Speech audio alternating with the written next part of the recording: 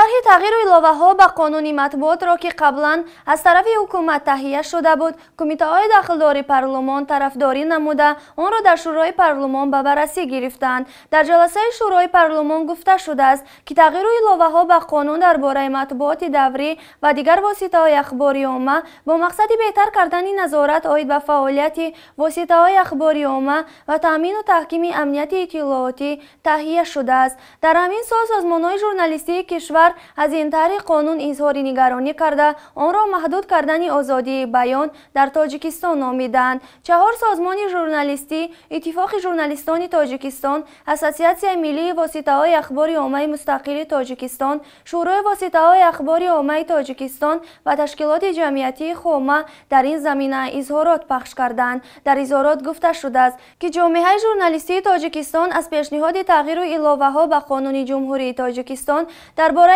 مطبوعات دوری و دیگر واسطه‌های اخباری عامه که برای بررسی به مجلس نمایندگان جمهوری تاجیکستان ارائه شده است اظهار نگرانی می‌نماید. همچنین در اظهارات آمده است این تغییرات محدود کردن آزادی بیان در تاجیکستان میباشد. طرح مذکور کوشش جامعه قانونی پوشانیدن به سنزور میباشد که خلاف سرقانون جمهوری تاجیکستان است. سازمان‌های ژورنالیستی میگویند در صورت قبول شدن طرح مذکور چنین برخورد امنیت اطلاعاتی کشور را زیر سوال برده حقوق مردم تاجیکستان را به اطلاعات و آزادی بیان پایمال میکند. در آخر سازمان‌های ژورنالیستی از حکومت جمهوری تاجیکستان و مجلس عالی جمهوری تاجیکستان خواهش کردند که به خاطر حفظ معیارهای سرقانون جمهوری تاجیکستان از قبول تغییرات پیشنهاد شده خودداری نمایند.